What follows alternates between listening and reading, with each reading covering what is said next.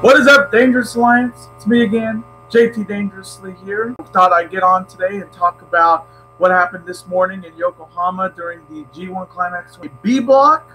Also, it's definitely shaken up, and I'm also going to be making my day 18 picks on the final day of B block for the G1 Climax. Hope everybody's having a great day. I'm having a great day. Hope you guys are as well. And hope you guys do enjoy this stream today.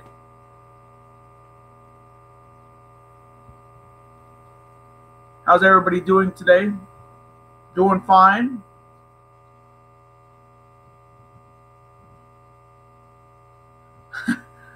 Got a first comment from the Lunatic Bro. It sucks Toru Yano won. Yeah, well, it happens.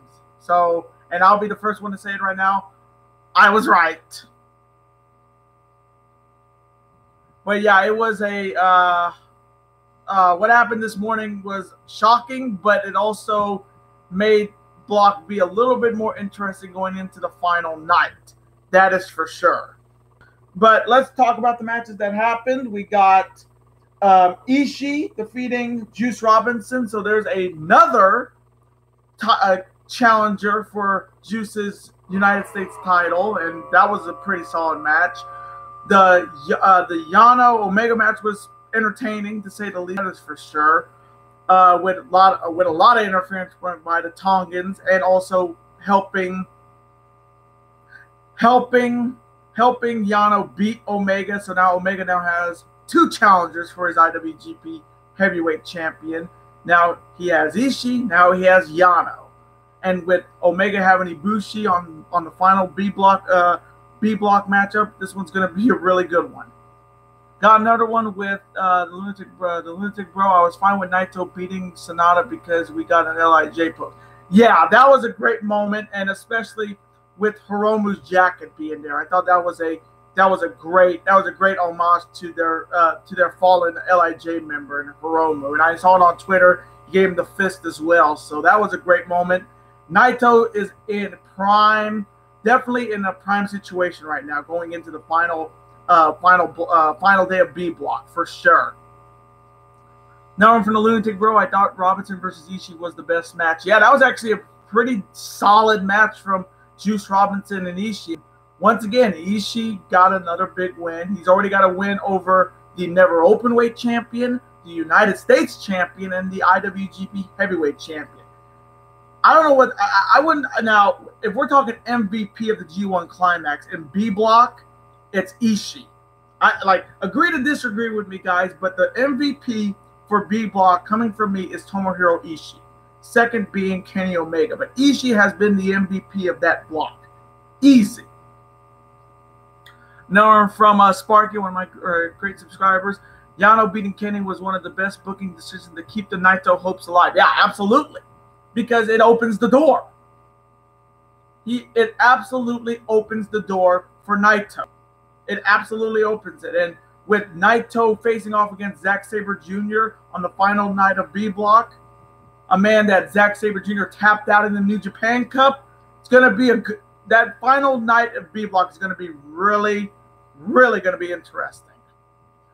No, I agree. He put amazing matches with Goto, Ibushi, and Omega. Yeah, he's the MVP. We can't deny it. I don't think anybody can say there's no way a lot of people would say Omega's the MVP. Yes, he had a great run before he lost his last two matches. But Ishii, every match he's in, except for the Tama Tonga match, he delivered.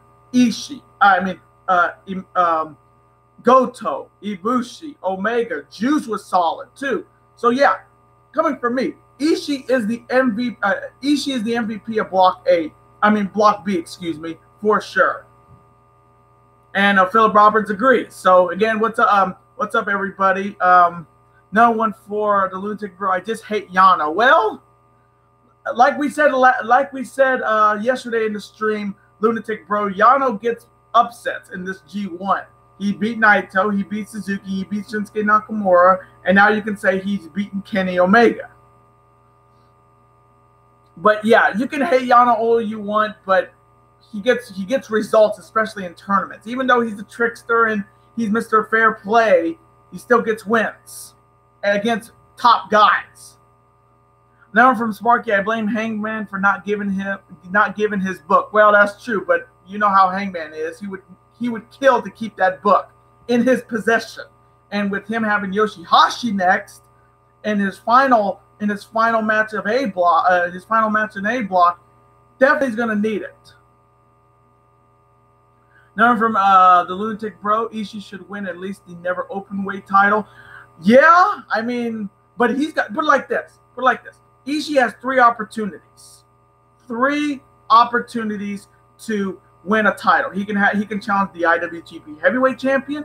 He can challenge the never openweight champion, and he can challenge the U.S. champion. So if he doesn't win one belt, if he doesn't win one match for a title, he has 2 more opportunities. But he deserves the title opportunity. He deserves a title shot.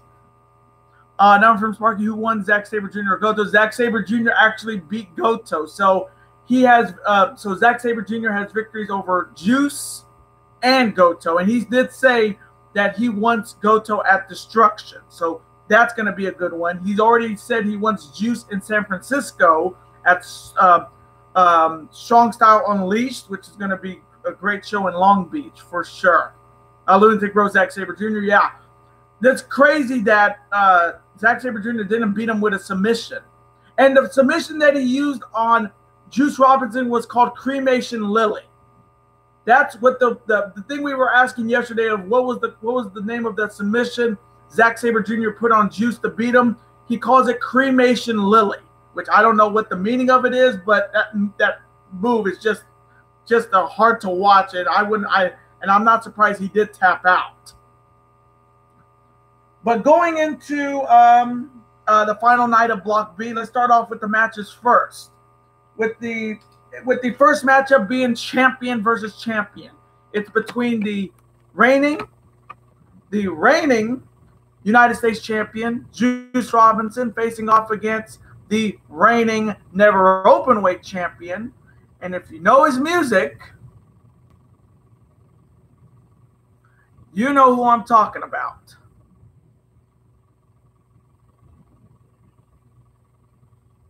Give me a second, guys.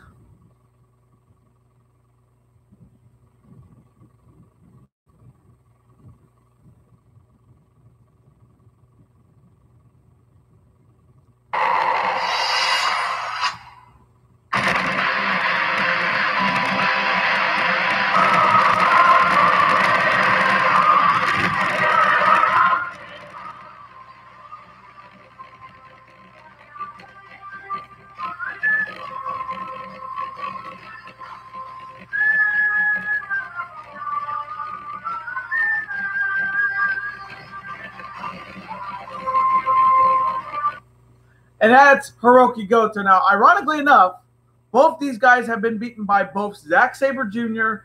and Tomohiro Ishii. And surprisingly enough, Juice has more challengers for his belt than Goto has for his never openweight title. So this one's going to be a really good one, and it's champion versus champion to see which champion is better. So coming from me in this final matchup in Block B on Saturday. Man, this one's tricky. Juice is just coming off a loss to Ishii. Goto's coming off a loss to Zack Sabre Jr. So both guys are coming off losses. So somebody's going to finish up with a win in the final day of B block. So I'm going to go with Hiroki Goto to defeat Juice Robinson. Now to answer some of your guys' comments. Lunatic Bro, the MVP of the A block is Jay White. Yes, I absolutely agree with you. I think Jay White is the MVP.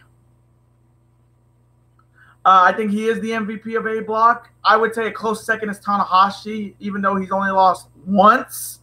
But Jay White has had a little bit more of the bigger wins. He beat Okada and he beat Tanahashi. That's 2 big wins on his resume that a lot of people wouldn't say that he would have got 2 years or 3 years ago. But I think Switchblade Jay White is the MVP of A block. A close second is Tanahashi. Now from Sparky, you can say Tanahashi too. He has only lost once. That's true. But I would give the advantage to Jay White because his one loss was to the Switchblade. So Jay White's the MVP in Block A. second would be Hiroshi Tanahashi, Sparky. No doubt. Lunatic Bro is picking Juice Robinson. Wow, okay. So you got Juice, I got Hiroki Goto. Okay, I like that. Number from Philip. Philip Roberts, how's your day going, bro? My day's going good, Philip. How is yours? My day is going good. That's great to hear. And are you doing an all-in review? Oh, I'm doing my predictions in 2 weeks, that's for sure. But I don't know if I'll do a review. I don't know. I'm still thinking about doing it. But after all-in, I got to start thinking about doing my getting a bunch of videos up in September. And I don't know if I'm going to have a lot of time to do streams when I got NFL predictions coming up, college football predictions coming up, the Destruction Tour for New Japan, the show in the Long Beach, Ring of Honor events, and WWE events. So I don't know if I'll do an all-in review, but I will have my all-in predictions in 2 weeks for sure. But I'm happy you're having your day is going well, Philip Roberts. So is mine. Number from Sparky, I have Juice because he doesn't need other challengers for now. Well, put it like this.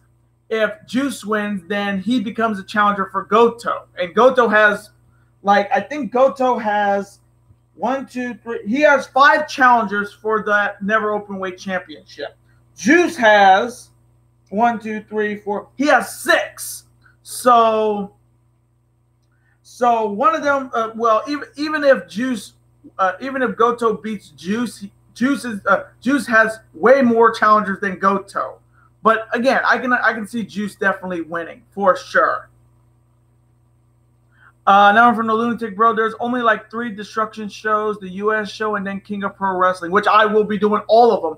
I don't do those Road to Destruction ones, though. Even though I would love to do those ones, but they're not consecutively if one's on Monday, another one is on Wednesday, and I don't like doing that. I only do the Destruction tours, the US show, and then King of Pro Wrestling, and then I don't know what the whole schedule is for New Japan, but those shows, Lunatic Bro, the 3 Destruction tours, Destruction in Hiroshima, Destruction in Beppu, and in Kobe will be on the channel. My predictions will be on that.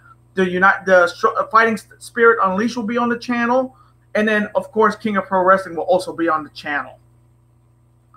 Another one from Sparky. I hope Zach wins the Never Openweight title or the U.S. title. I think he has a chance at winning both. If you think about it, I think he can beat both of these guys. He beat Juice and he beat Goto. He beat Juice with a submission. He beat Goto with a pinfall. Honestly, I wouldn't mind him holding 2 belts. He's done it before. He was the Rev Pro champ and the Rev Pro tag champs. So him holding 2 sets of titles, I wouldn't have any problem with that. But I think he has a great opportunity to win the U.S. title. But that is also Juice Robinson's first title defense. So do you see him losing in his first title defense? I sure don't. But if I had to choose, I would like to see him go for the Never Openweight title, because him beating Goto with that victory roll and the victory roll on the bridge was pretty solid. But if I had to choose which title Zack Sabre Jr. is going to be holding, I'm going to say the Never Openweight title more than the U.S. Another from the Lunatic Bro. I hope Zack wins the U.S. title more. Again, but do you really think Juice is going to lose his first title defense since winning the belt? I mean, that's kind of that's almost like saying Kenny Omega's going to lose. Kenny Omega's going to lose he was going to lose to Cody, but it didn't happen. You think he's going to lose in his second title defense? But again, I do like a lot of you guys' opinion on Zack winning the U.S. title, but I'm sticking with I'm sticking with the Never title. I still think it's going to be Zack Sabre Jr. being the Never Openweight champion, because the guy, he's not like all the other Never Openweight champions in the before. He's a submission style specialist. Yes, he can beat Juice. He can tap Juice out any day of the week, twice on Sundays, but Juice is not going to lose his first title defense. I just do not see it. Another one from Sparky. If Juice's hand is not okay, I think he will win the U.S. title, but if Juice is healthy, I think he will Goto.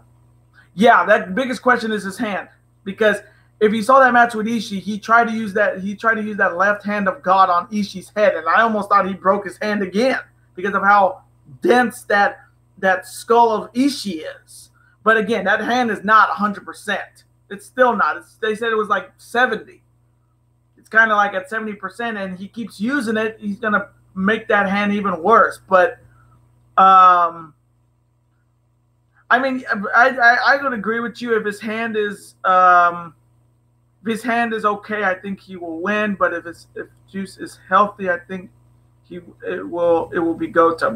Yeah, but I definitely agree with you. That hand is definitely his Achilles heel right now, and I honestly think he needs to rest it going into six challengers for that U.S. title. No one from Philip Roberts might pick to win it all of this G1 is Tama Tonga. Well, he's not really in the race anymore. He's now just playing spoiler, which is kind of his MO now.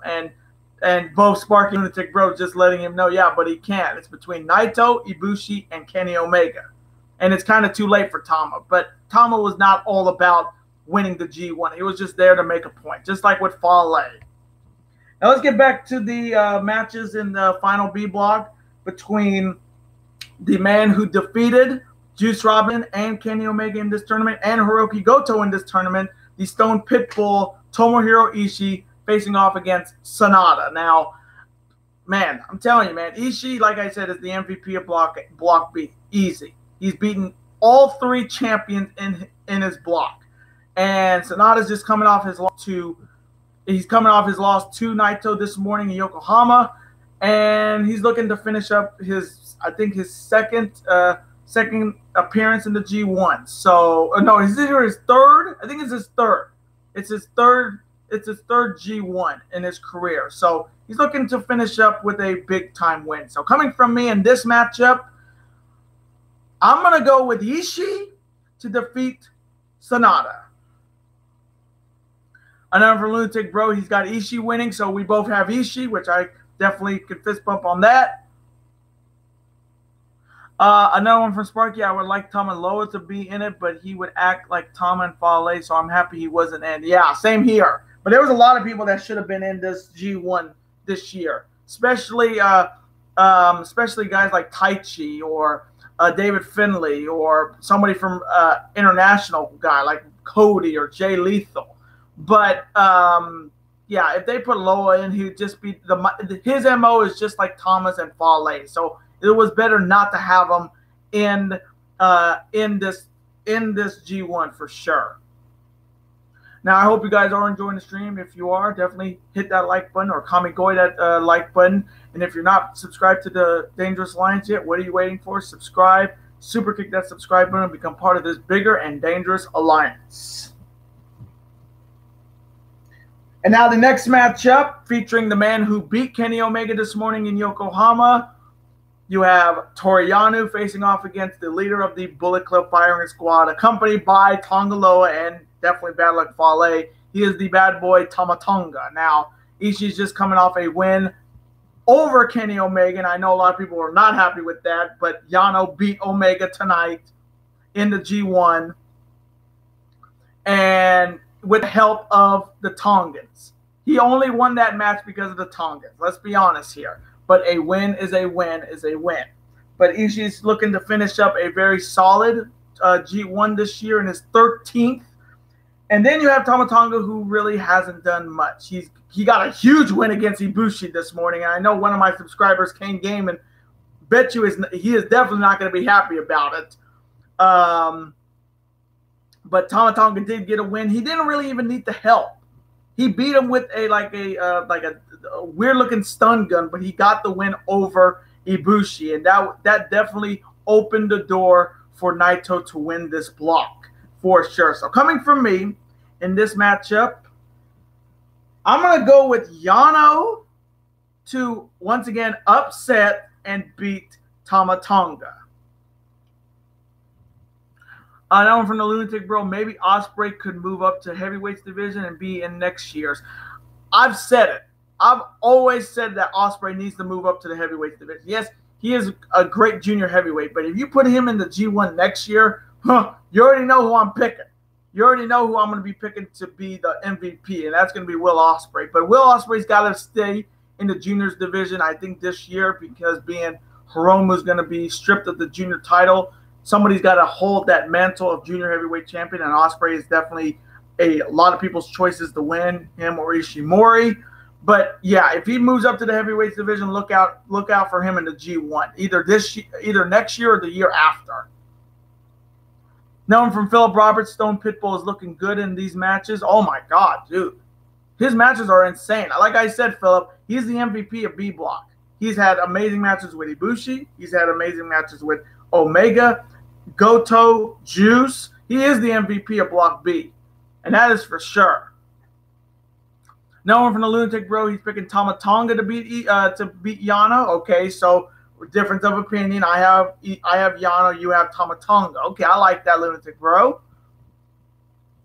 Known from Sparky, yeah, he needs like 10 kilograms. I mean, like, he needs more pounds on him to jump to junior heavyweight to heavyweight. I guess you're talking about Will Ospreay. Yeah, just needs some muscle. He just needs some more. He needs to take the Marty Scurll approach to be a heavyweight, like what he's doing on Being the Elite with the donuts. Just get Ospreay some donuts, calories, and he'll bump up to the heavyweight division for sure. I know from Philip Roberts that match was crazy. Yeah. If you're talking about the Tama Tonga Ibushi match or the Juice Ishii match, let me know which one you're talking about, Philip. Now one from Sparky, I have Tama. Okay, so another one that's going against my pick. Okay, I like that. I respect that, Sparky. Tama Tonga getting a back-to-back wins over Ibushi and Yano. I can see that, absolutely. Now one from the Lunatic Bro, but look at ZSJ. Yeah, well, yeah, ZSJ is pretty lanky because the guy doesn't eat meat. He's like a vegan. He's not gonna gain any. He doesn't even. The thing is, he doesn't need to gain weight. His wrestling style doesn't really need him to be bulky. He's got to be like very lean, so he can put all those crazy submission holds on anybody he gets in contact with. So again, I don't think I look at Zack Sabre Jr.'s body. Yeah, he needs to gain some weight, get a little bit of muscle, but he doesn't need muscle to put submissions on and make people just tap out. Oh, no one from okay. So you're talking about both matches, yeah. The Ishii Juice Robinson match was great. I thought that was another great matchup. And the Tama Tonga Ibushi match was good just because Ibushi tried to win with the Kamigoe. He never even got to hit it. And Tama Tonga countered the last one before he stun gunned Ibushi to win that match. So again, I know my boy Kane Gaiman, and I know he's not here yet, but I know he had to be flipping tables when that 3 count hit on Ibushi, and definitely hurt his chances of winning the G1 this year. Another one from Sparky. Right now I have Sonata, Tama, and Juice, so we're disagreeing on all. It does look like it though, but we still got 2 matches left. But again, it does look like we're going to disagree a lot in this final night of Block B, guys. So let's go on to the next matchup, and this one definitely has ramifications to see who's going to make it to the G1 finals. Featuring on one side, accompanied by his man Taka Michinoku. He is the 2018 New Japan Cup winner, and he's looking to be the upset here in this matchup. And if you know his music, you know who I'm talking about.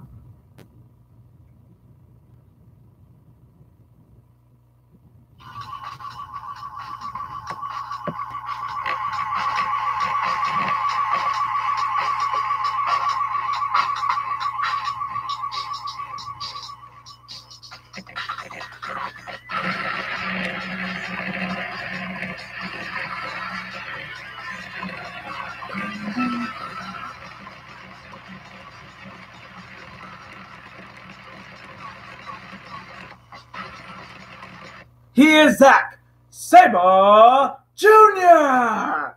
And his opponent is definitely in the driver's seat to make it back to the G1 finals. He is the leader of Los Ingobernables de Japón. He is tied with the leader, Kenny Omega, with 12 points. And if you know his music, you know who I'm talking about.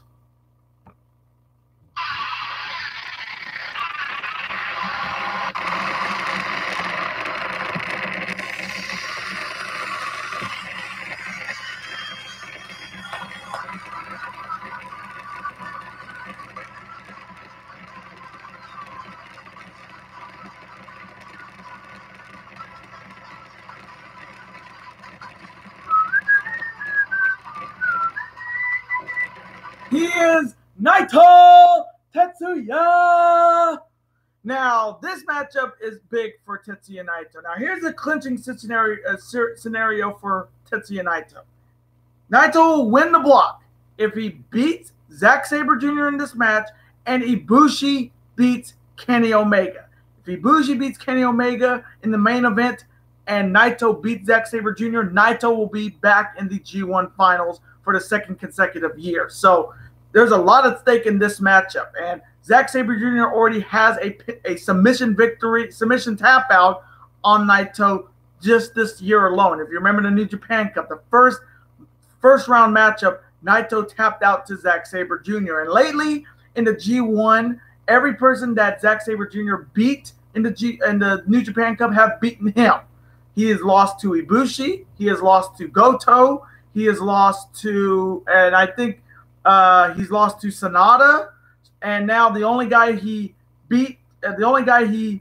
tapped out, the last person to tap out before he won over Tanahashi was Tetsuya Naito. So could Zack Sabre Jr. once again tap out the Stardust Genius? But this is what happened this morning absolutely helps me out because I had Naito making it back to the finals in my predictions. So this matchup is mondo important to me because I can get Naito back into the finals and hopefully Okada will win on Friday and we may have Okada Naito in the G1 finals. So coming from me in this matchup with a lot at stake for Tetsuya Naito, I think the chat box is already saying it right now, and I'm gonna just say it as well. I'm taking Tetsuya Naito to defeat Zack Sabre Jr., and we're going to be starting the waiting game to see what happens in the main event.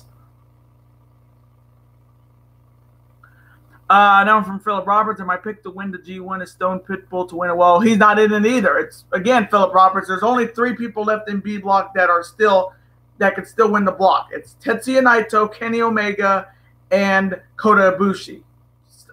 Ishii's not in it anymore. It's those 3. Now from Sparky, I think Naito is the one. I have Naito in this one. I think it's obvious. It is kind of obvious because if every person that lost to Zack Sabre Jr. in the New Japan Cup are getting their wins back, Naito's going to get that win back as well. Lunatic Bro just saying the same thing. What I just said is too late for Ishii. It's too late Ishii as well. Yeah, it's Naito, Omega, Ibushi. Those are the 3 people that are left in B block that can still win the block. Lunatic Bro is picking Naito. Philip is picking Naito, and I think that's almost a clean sweep. That Naito will beat Zack Sabre Jr. and he will definitely be watching the monitor to see what will happen in the main event. Now from the Lunatic Bro is my prediction is Jay White winning a block, and then I see Ibushi and Omega as a draw, and then we get Naito versus White, and then Jay White will beat the last of the big 4. I don't know if they'll have a Gaijin win a G1. They've already done it with Kenny Omega, but I mean Jay White does have a big opportunity, but he has to beat Evil. He has to beat Evil on Friday for it to happen. But that's not a bad prediction. I mean, Jay White versus Naito, and then Jay White beats all 4 of the biggest stars in this company in 1 year. That's pretty damn ballsy. But again, your pick hinders on the Friday matchup against Evil. Jay White beats Evil, then I think that could definitely happen. That prediction could definitely happen. But if he loses, then that prediction of yours is going to blow up in your face. But I do like it. That's pretty damn ballsy, and I like it. And I would say if he does beat Naito and he beats Kenny Omega, Kazuchika Okada, Tanahashi, and Naito in 1 year, you better give him a shot at the IWGP title sooner rather than later. Now from Sparky, my predictions for the finals are Tanahashi versus Naito, and then I don't know because I love the same. Yeah. Huh.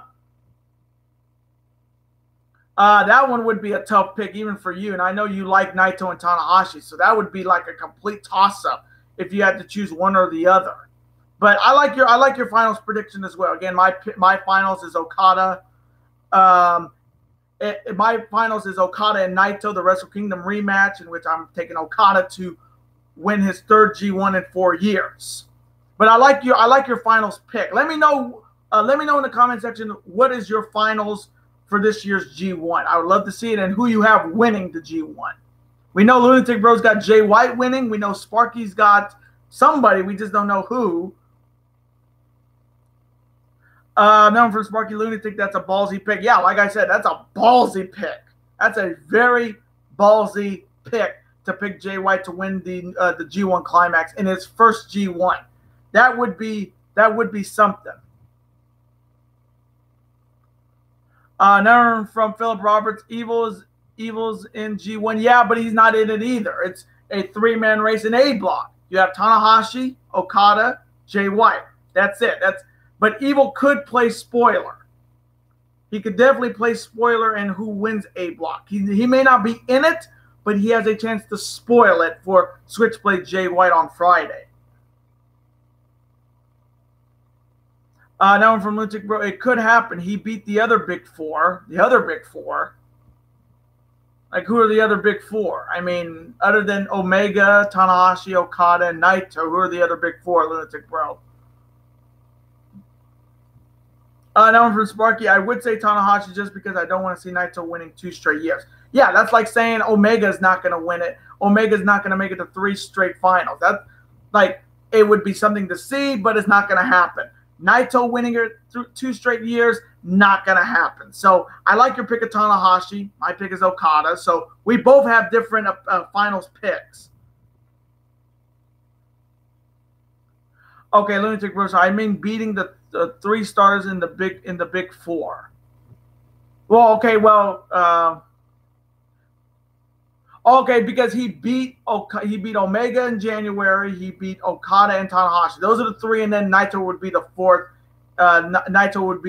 Okay, I get what you mean, but again, it all hinders on the Evil match. Again, that match, your prediction of Jay White winning all hinders on the Evil match on Friday, Lunatic Bro.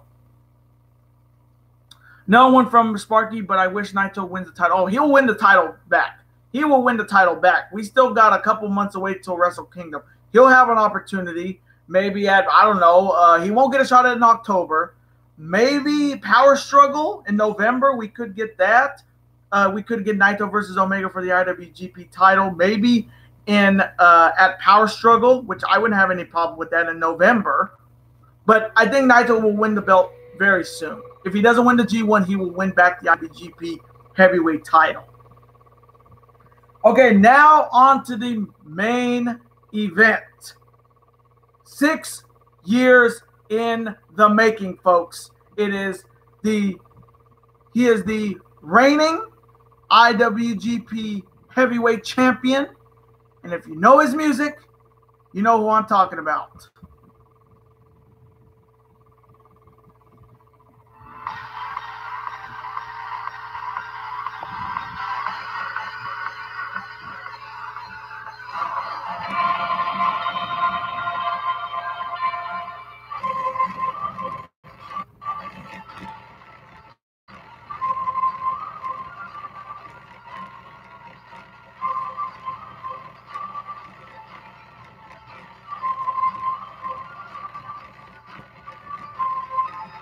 He is the best bout machine, Kenny Omega! And his opponent is one of his best friends and also representing the Golden Elite. He is down by 2 points in this tournament, in this B block, and he's looking to get another big win against Kenny Omega. And if you know his music, you know who I'm talking about.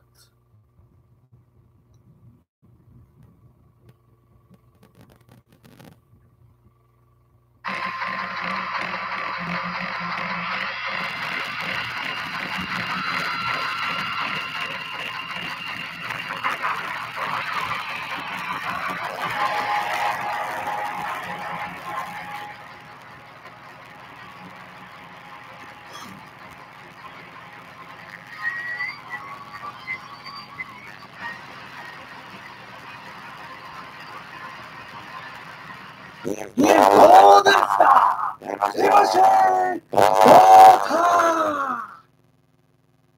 Now this match has a lot at stake, especially who will win beatdown. Now, if Tetsuya Naito loses to Zack Sabre Jr., Kota Ibushi has a chance.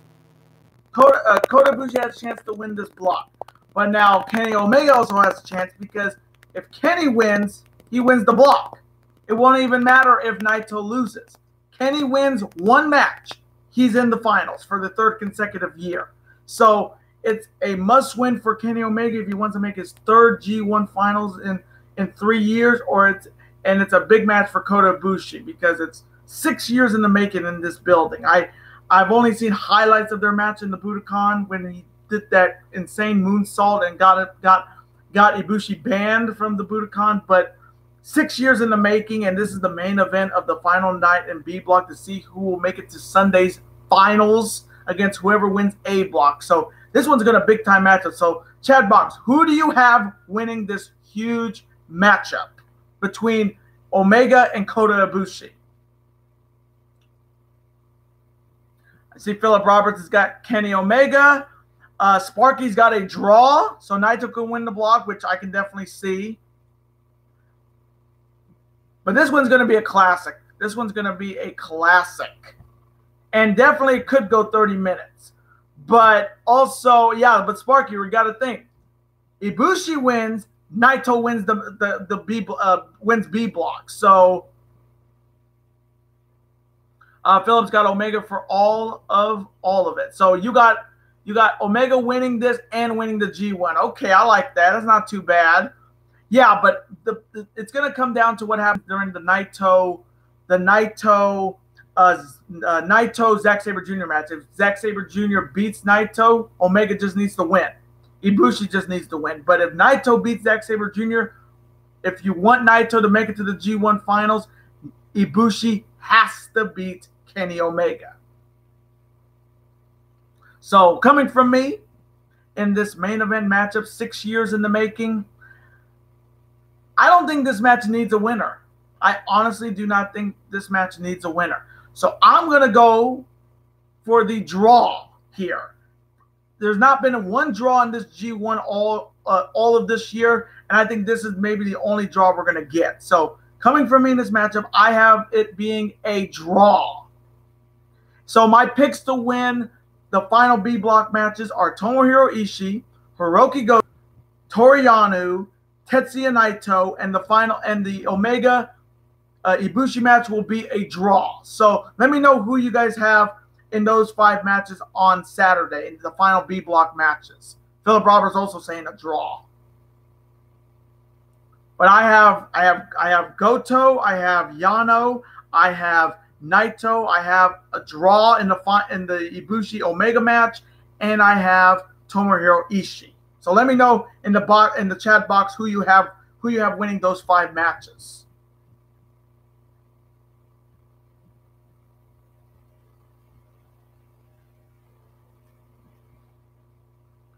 Okay, Sparky's got Juice, Tama Tonga, Sonata, okay, Naito, and he also has a draw in the main event match. So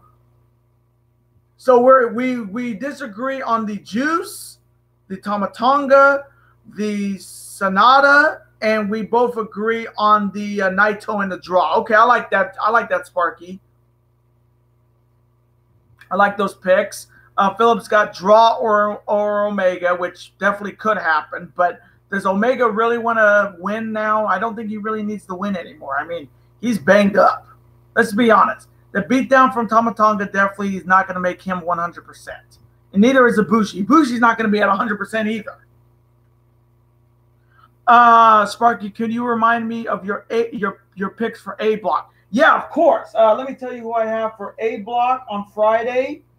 I have Okada to defeat Tanahashi, Evil to defeat Switchblade Jay White, Hangman to defeat Yoshihashi, Suzuki to defeat Fale, and Elgin to defeat Makabe.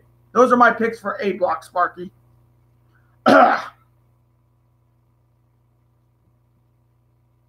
Naito or Omega or draw. Yeah, it's one of those two. But there's really 3. Naito wins, Naito wins, Ibushi has to beat Omega. Omega wins, he wins the block outright. He doesn't need anything to happen.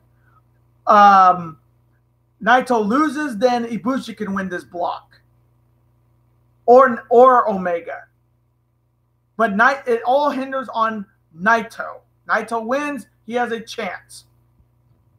I missed this comment. I'm sorry, Lunatic Bro. But if Evil beats White, I see Okada winning only if Evil beats White. Exactly. That is exactly right. That is exactly right.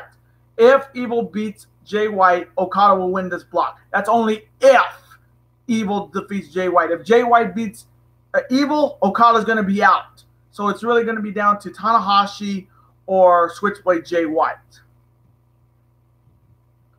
That one from Sparky. LIJ will watch that match between Omega and Ibushi like crazy. Yeah, because everything is on the line for Naito. I mean, not beating either one of them in the G1 definitely hurt Naito, but for it be ironic that it comes down to those two and it comes down to a draw. It's almost what happened with Goto. I remember them this morning talking about if Naito wins and either they go to a draw, Naito wins the block, a la what happened with Goto in the G1. So, again, they're going to definitely be watching that matchup. So, once again, my picks to win for the final night of A block and B block, starting off with A block, I have Okada to defeat Tanahashi, Evil to upset Switchblade Jay White, Hangman to defeat Yoshihashi, Suzuki to defeat Fale, and Michael Elgin to defeat Togi Makabe. Now my Block B finals are picks are a draw in the main event between Omega and Ibushi, Naito. Who was the other one? Having a lapse. Now let me check.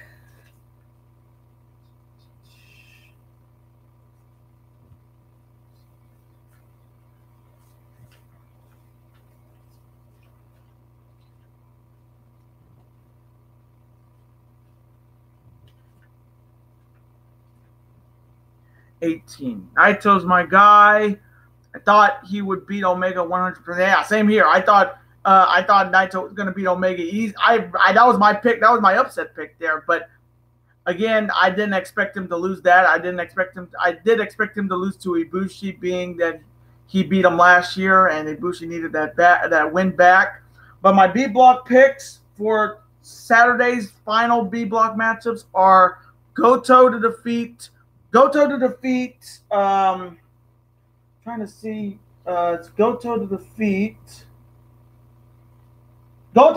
Juice, Ishii to defeat Sonata, Yano to defeat Tamatonga, Naito to defeat Zack Sabre Jr., and the Omega Ibushi match will be a draw. Those are my picks for Friday's A block and Saturday's B block. So let me know who you guys have in A block, who you have winning A block, who do you have winning in B block matches, and who do you have winning B block, and who do you have in the finals, and who will win?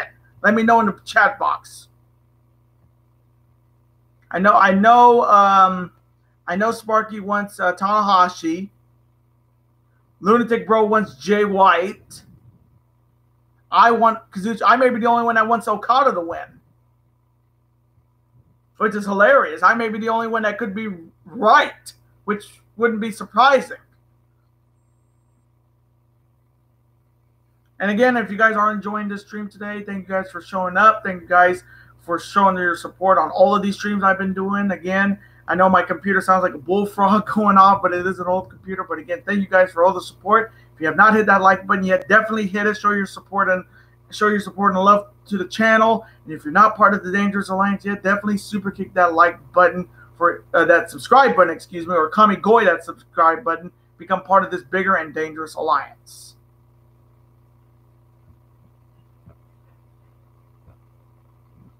Now, I wanted to talk about what happened on SmackDown last night. It was a pretty solid SmackDown, especially the main event.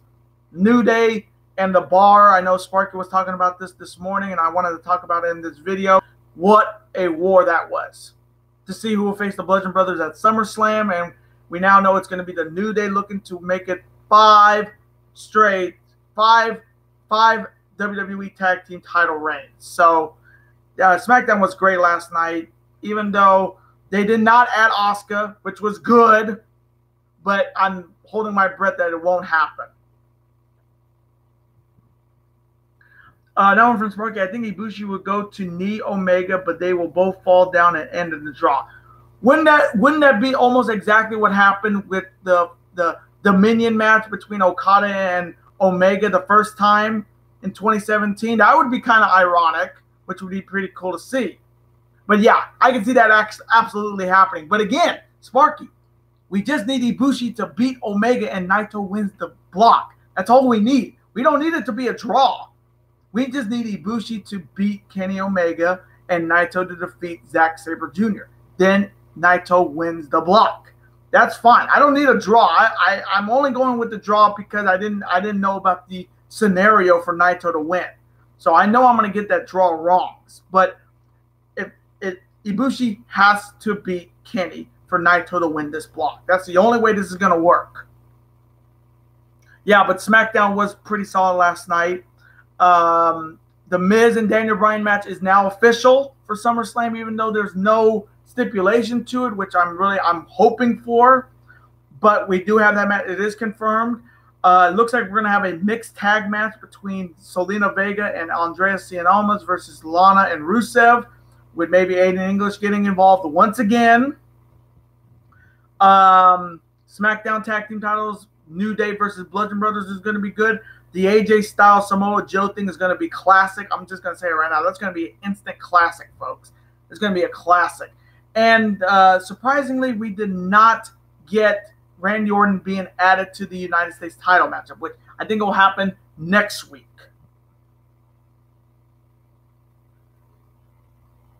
I know from Sparky, I gotta go with the New Day versus I got in love with New Day versus The Bar. Also, why Orton hasn't been added yet. I'm telling you right now, they'll add him next week, the last SmackDown before SummerSlam, this next Tuesday. But yeah, that New Day versus Bar match, they stepped up. They definitely stepped up for a TV tag team match, and it almost overshadows any tag team match we're going to see at SummerSlam. And that's pretty sad that a match on SmackDown topped anything that SummerSlam's tag team division for Raw or SmackDown is going to even live up to.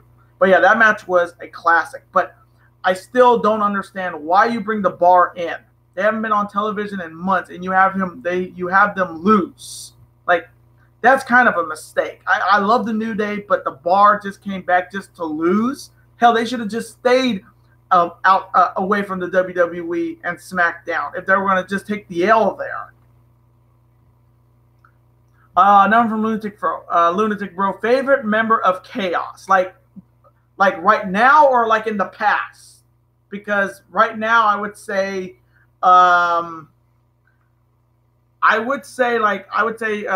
Okada and Goto. I would say those two, and then Roppongi 3K, because I kind of like top three all time: Okada, Nakamura, and Roppongi 3K. I would say Okada's number one because he held the belt longer than any champion. Nakamura because he's kind of he made Chaos what it is today, and I'll say Hiroki Goto because he brings out the. No, wait. Let me rephrase that. Okada, Nakamura, Tomohiro Ishii. Ishii brings Chaos higher with his matches. Nakamura kind of brings what Chaos is all about, and Okada's was the reigning and the longest reigning IWGP champion of all time. Now I'm from Sparky, of all time, Nakamura right now, Okada. Yeah, Okada's number one for me. Nakamura's number two. Ishii is number three. A close fourth is Goto, and maybe fifth is Roppongi 3K. Yoshihashi's not even on that list. Don't even count Yoshihashi in Chaos. Hell. Yeah, let me know in the chat box who, if you do you remember Yujiro Takahashi in Chaos? Yeah, me neither. Yeah. We all know how that ended for Kazuchika Okada against AJ. We all know how that ended. And another thing, do you remember Iizuka being part of Chaos? Me neither. For the Iron Claw guy from Suzuki Gun. You remember him being Chaos? Me neither. Yeah, but Yujo's doing a lot better getting out of Chaos, being part of Bullet Club, being the Tokyo Pimp, and bringing out old ladies, which is definitely yes for me. But yeah, a lot of people don't remember Yujiro in Chaos. A lot of people don't remember Takahashi Iizuka in Chaos, but they were there. If you've seen those Yano Toru DVDs, which I only saw like the opening sequence to one of his DVDs, and it's just hilarious. By the way, I did record my SummerSlam predictions, and that video will be up next week, next Monday, and my Takeover Brooklyn 4 predictions will also be up on next Monday. I loved it when he betrayed Okada and AJ won the belt at Wrestling Dontaku. Yeah, that's the only reason I like Yujiro. He cost Okada the belt to AJ Styles, and he's the Tokyo Pimp. But I remember that very, very vividly. Because he had like the blonde, Yujiro had like the blonde flat top. Number from Lunatic Bro. Do you remember Shelton Benjamin in Suzuki Gun? Yeah, me neither. Well, didn't that Shelton Benjamin in New Japan defeat Shinsuke Nakamura? And I actually liked Shelton Benjamin in Suzuki Gun.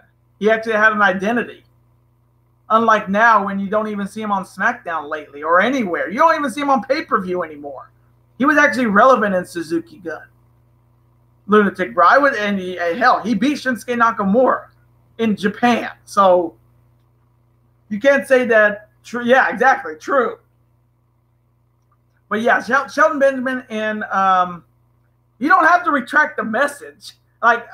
Again, opinions are like noses. Everybody has them. You don't have to retract the message just because I was right. You don't have to do that, Lunatic Bro. It's all good.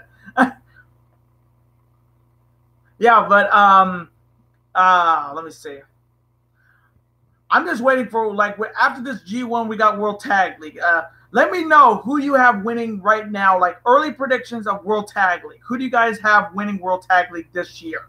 And tell me, do you see any surprises in World Tag League this year for New Japan? I know that's the next big tournament, the last tournament of 2018. Number from Sparky, he should be in a high mid-carder, if not main eventer. Yeah, because of his athleticism.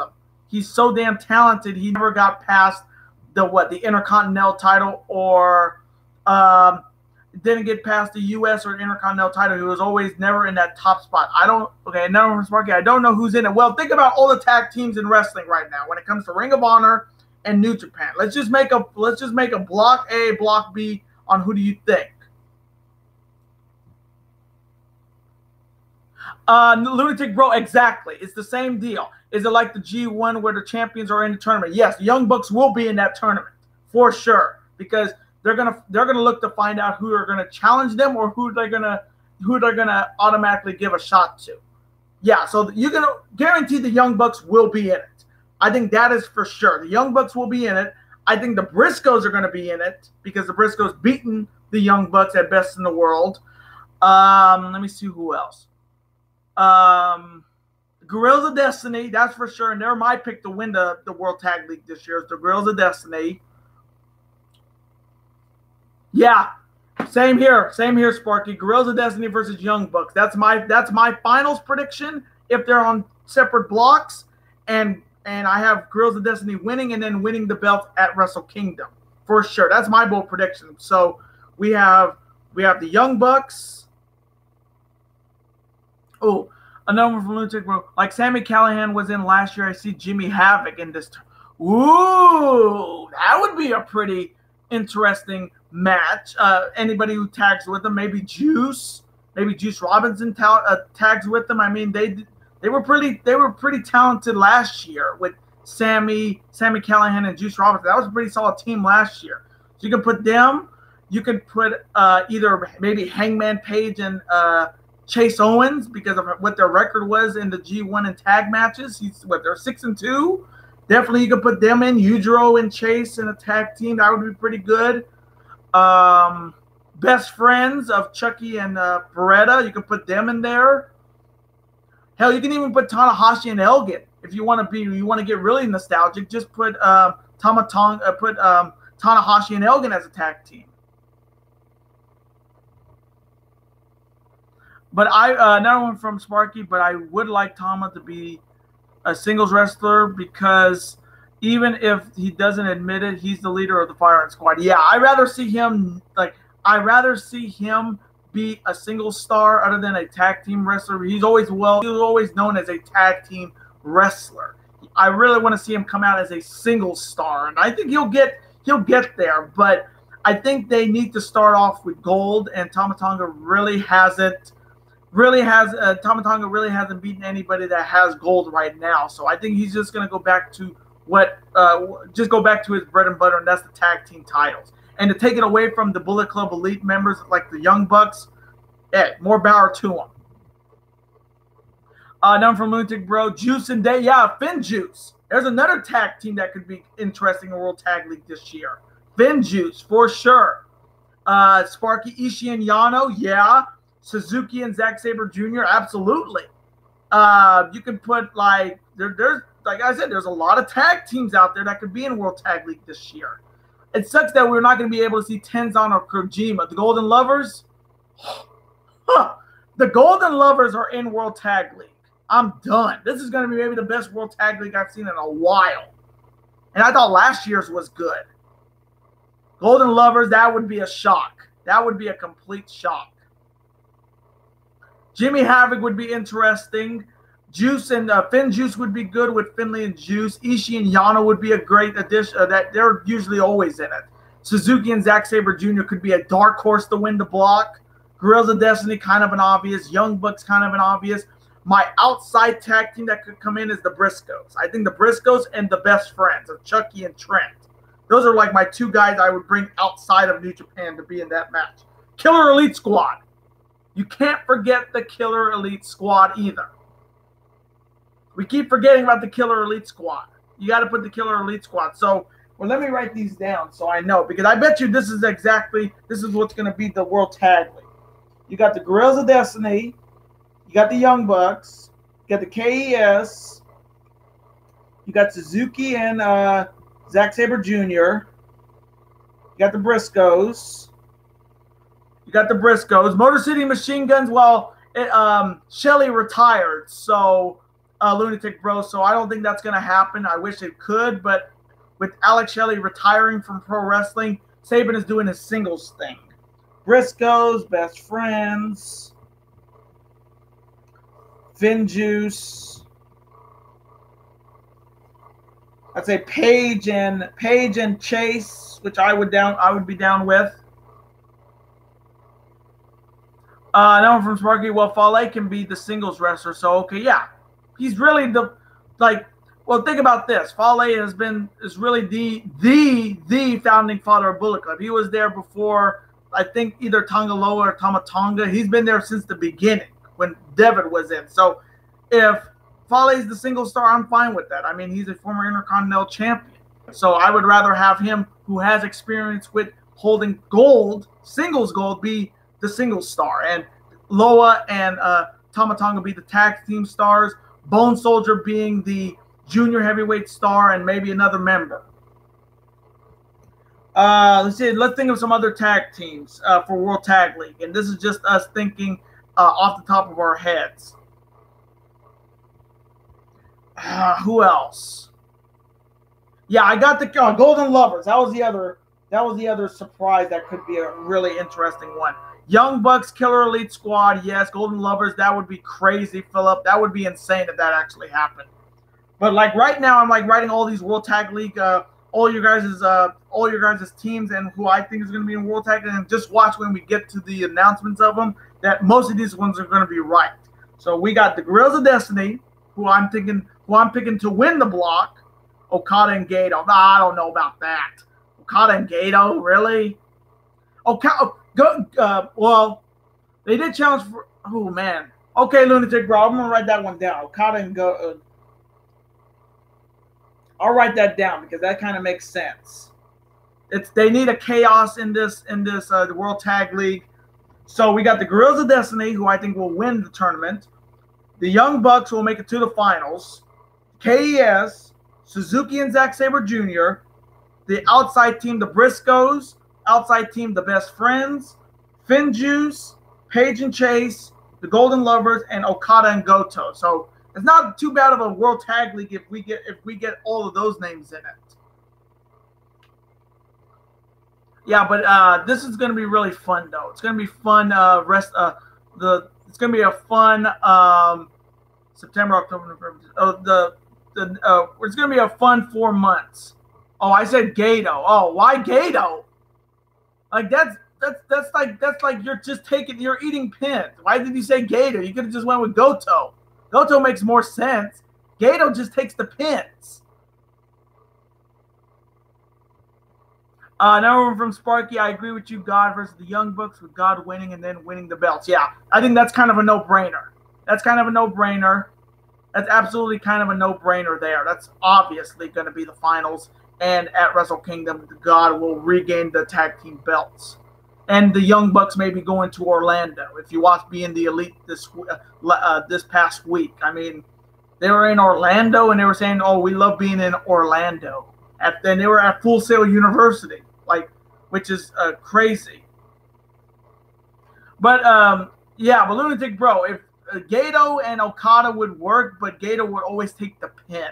We need somebody who's a strong partner with Okada. Gato is just the booker and he's just the reign taker. I would go with Goto more than Gato, and maybe Yoshihashi if you want to be crazy. Philip Roberts, Guerrillas of Destiny, we got that down. The Best Friends, who I think will be the team that's coming outside of New Japan to make it there. Philip, I also said the Briscoes, because I think the Briscoes could definitely be the team to look out for in that World Tag League if they're in it. If you guys are enjoying the stream, don't forget to hit that like button, show your support on the channel. And if you're not subscribed to the channel, definitely subscribe and become part of this bigger and dangerous alliance. Sparky, my man, SCU. Yes, that's another tag team that could be in World Tag League. That's another good one. Evils, oh my God, dude. Oh my God, Lunatic Bro, another good one. Evil, the reigning champs. That makes sense. Okay, so 1, 2, 3, 4, 5, 6, 7, 8, 9, 10. We got 12 teams right now that could be in this year's World Tag League. Between all of you guys and my picks, Philip, Lunatic Bro, Sparky, and this could be a really stacked World Tag League this year. And I didn't even think about the reigning champion. So Lunatic Bro, good eye on that, and Sparky, SCU as well, because SCU, Best Friends as well. Philip Roberts, Guerrillas of Destiny was a good one. Yeah, but if that's the teams that are going to be in World Tag League this November, hell, let's go. This may be the best tournament other than the G1 if we got all of these names. But I think the biggest surprise would be the Golden Lovers. I think that would be the biggest surprise of them all. And maybe a little bit of a bigger surprise if he's healthy. I would say Kojima and Tenzan, just because they're like the legend tag team. They need a legend tag team.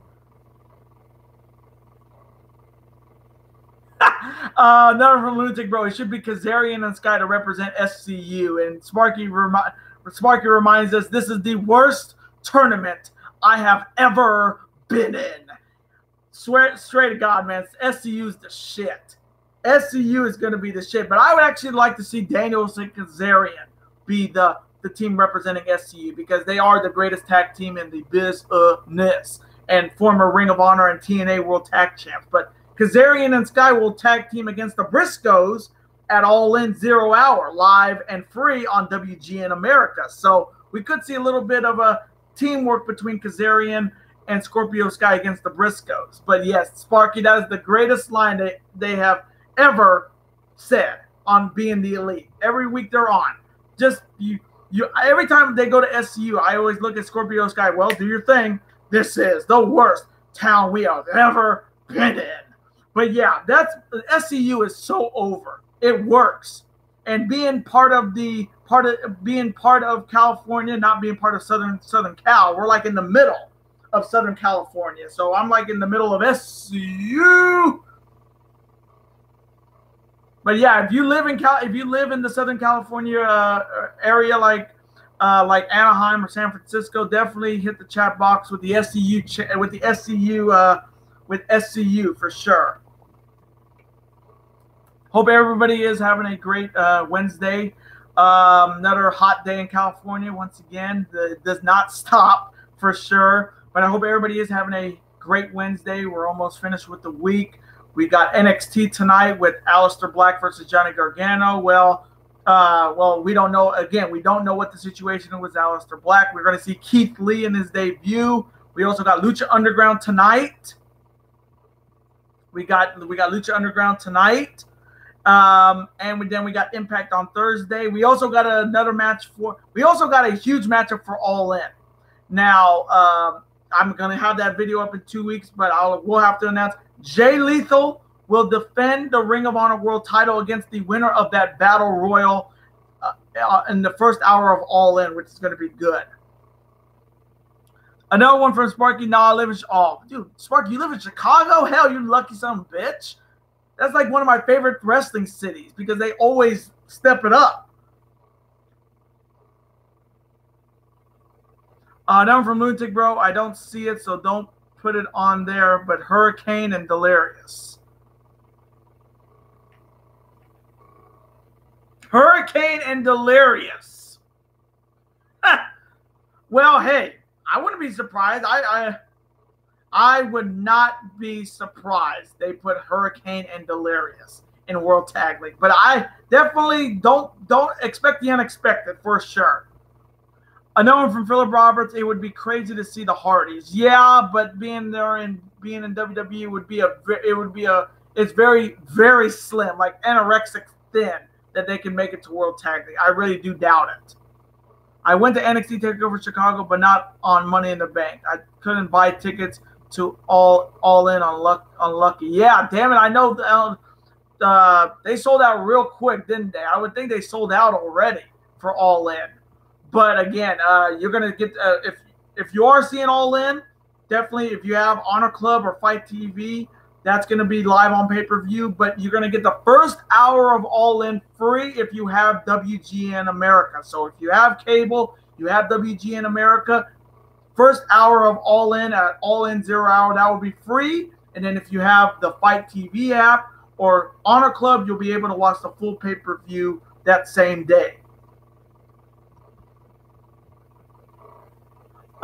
Lunatic Bro, I'm watching it on Honor Club. Yeah, I'm watching it too. I'm definitely going to be watching on my computer. Yeah, but remember, first hour is going to be on WGN America. That's going to be like the Battle Royal to see who will face Jay Lethal later that night for the Ring of Honor World title. I'm just going to say it right now. My pick to win is Colt Cabana. He's from Chicago. It makes the most sense that it's going to be Colt versus Jay Lethal for the Ring of Honor World title at All In when he wins that Battle Royal. And then we got Scorpio Sky versus the Briscoes, and Scorpio Sky and Kazarian versus the Briscoes. That's going to happen on 0 Hour. And hopefully it will be Pentagon. Yeah, I have heard that all week. That it's going to be Pentagon Jr. versus Kenny Omega. And that may save the show for me. Because, yes, the card is pretty stacked. We got Cody versus Nick Aldis. We got all those matches. But I think that will be the icing on the cake if they get Pentagon Jr. versus Kenny Omega. I honestly would have booked this. I would have done all the champions, all the world champions in one match. Fatal 4-way. Pentagon Jr., Austin Aries, Jay Lethal, Kenny Omega. But if they do Pentagon Jr. versus Kenny Omega, sign me up. I'm all in, baby. I am all in for that, Lunatic Bro.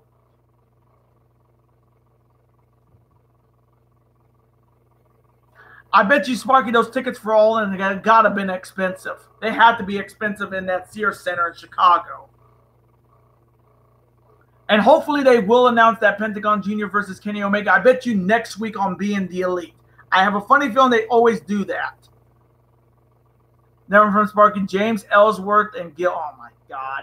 Don't start with James Ellsworth with me. Ever since he beat AJ Styles, I'll never forgive that kid, that little scrawny little guy. And Gilbert, well, Gilbert, no, put it like this. Here's a great question. Who would win, James Ellsworth or Cheeseburger? They're almost the same amount. They're almost like the same size. Who would win in that matchup, Cheeseburger or James Ellsworth? That's what I like to know from you guys. Who would you pick if you had to pick between James Ellsworth versus Cheeseburger? And I would think most of you guys were going to pick Cheeseburger because Cheeseburger is the sesame-seeded cowboy. Now from Sparky, Bully Ray would come out and beat them. But okay, without interference, let's just say without Bully Ray's interference, which he'll interfere anyway, who would you pick, Sparky?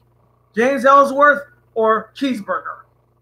Lunatic Bro, James Ellsworth because I hate Cheeseburger. You hate Cheeseburger? Lunatic Bro, you hate Cheeseburger? No, come on. You can't hate Cheeseburger. How can you hate Cheeseburger? I mean, he's cool. He's over in Japan, for God's sakes. And you're saying you hate cheeseburgers? You hate cheeseburger. Do you eat cheeseburgers? Let me just ask that. Lunatic Bro. Do you eat cheeseburgers? Like, honestly, just straight up question. Do you eat cheeseburgers? Or burgers in general? Let's put it like that. Yeah, but how? Yes. Okay, then how can you hate Cheeseburger? He's the name of a hamburger. How can you hate somebody like Cheeseburger? Like, come on, really? And you like James Ellsworth, the guy with no chin? Yes, Ellsworth does have victories over AJ Styles. Yes, by be it some that it would he's so cringe. And Ellsworth isn't?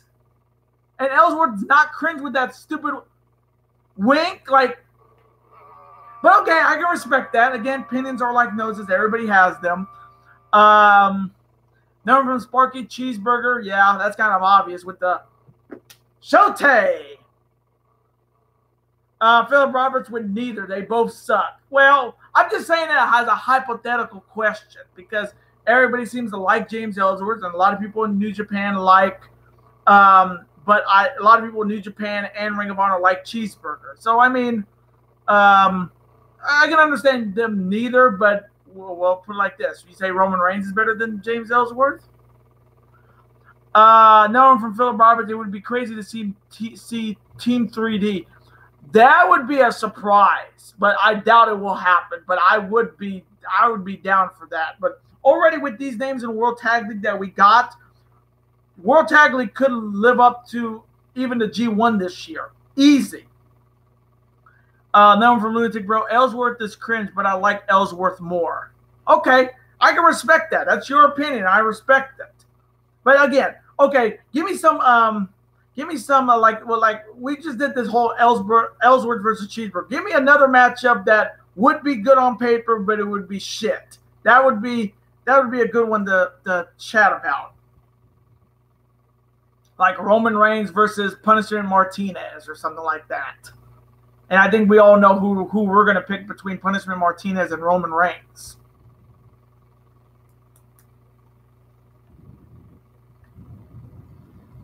By the way, if you have not followed me on Twitter, definitely follow me at Red Sox Dominance. If you have not followed me, definitely follow me. If you want to know, see some of my my individual picks for the tournament. So just so once again, if you have a Twitter and you're not me yet, definitely follow me at Red Sox Dominance.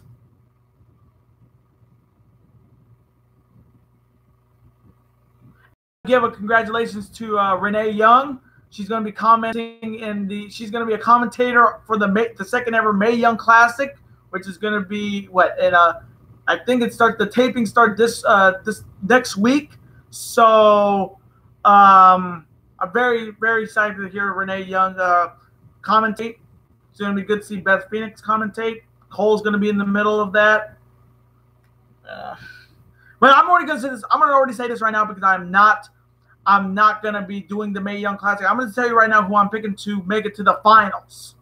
I am taking Io Shirai, the woman who has faced Minoru Suzuki before. I'm taking her to make it to the finals. and Tony Storm. I think those two will make it to the finals. And who I think will win, well, you'll have to find out when I do my Evolution picks in October.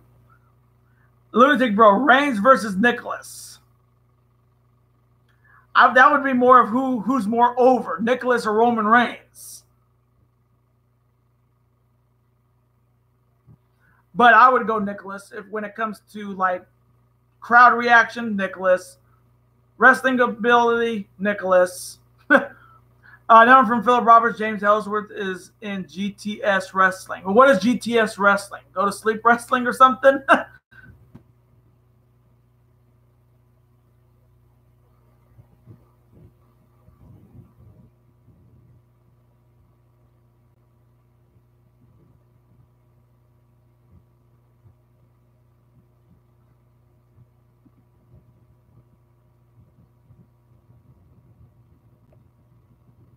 By the way, who is getting ready for college football? And who's getting ready for preseason football starting? And I think tomorrow preseason football starts, and we're what 4 weeks away from the regular season starting up for the NFL. So I'd like to know who you guys, who are you guys excited for this season in the NFL? If you're a football fan, represent yourself in the chat box. And of course, with college football coming up next month, let me know who you got in college football. But you guys got to be excited for football and college football being back on every Saturday and Sundays, because Sundays have been really boring without football on.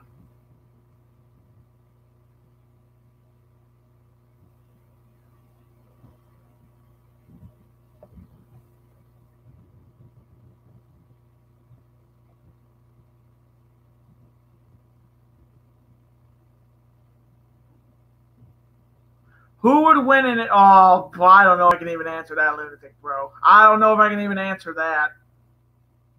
That's kind of a hard one. That's all kind of a weird one to even ask. I don't think I can even answer that, Lunatic Bro. That's kind of a messed up question to ask, honestly.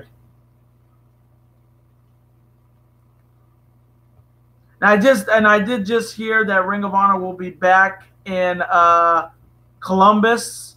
Looks like at Survival of the Fittest in November the 4th, in which that will be an Honor Club event, which I will be doing. And I'm lucky to be enough to do it, for sure. Yeah.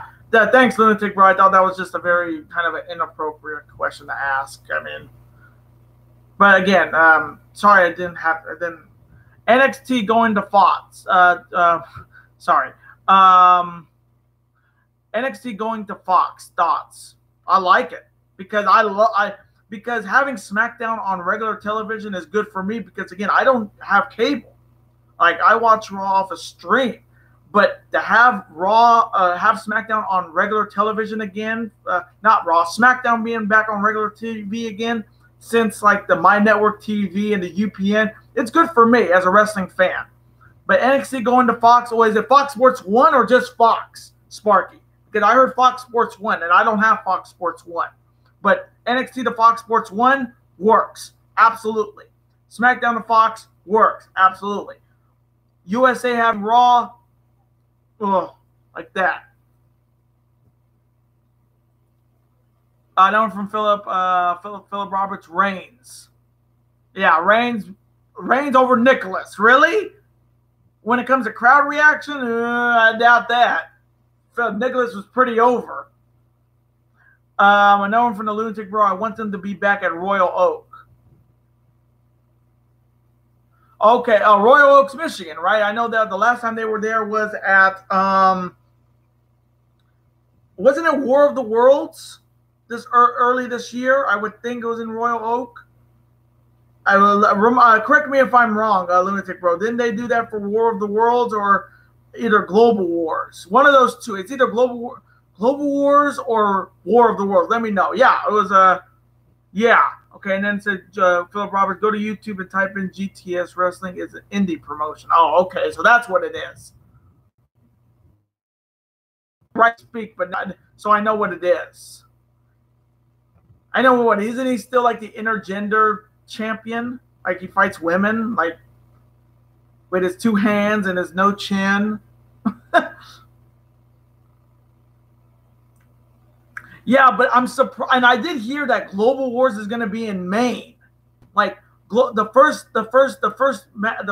event in Maine for Ring of Honor for Global Wars in November, which is crazy. That Maine, like if anybody's living in Maine, how you doing? You're going to have a Ring of Honor event in Maine for Global Wars. I think it's Global Wars in. Let me find out that for. Let me check because I know I wrote it down that Global Wars is going to be in Maine, which is crazy.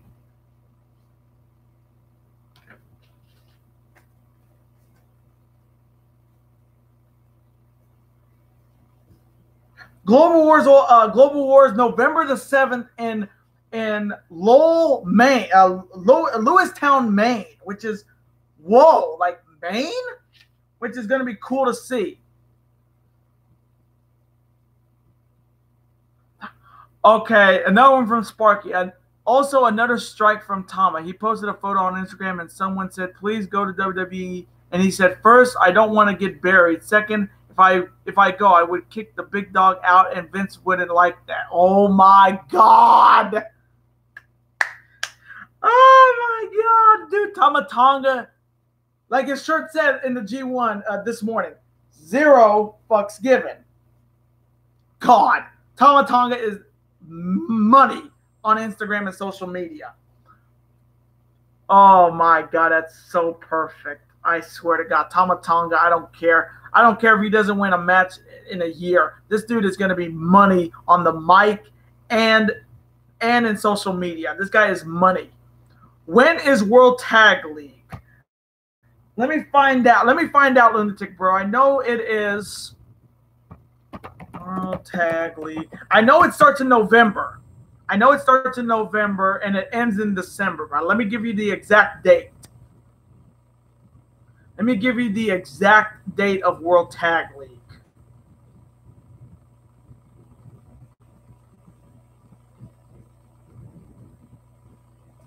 All right, give me a second here, Lunatic Bro. I'm going to answer your question.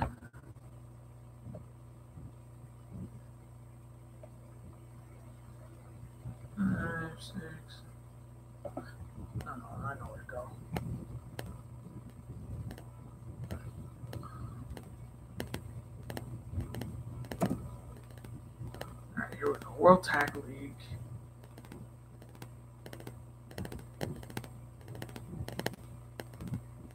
Okay, so it's so World Tag League starts.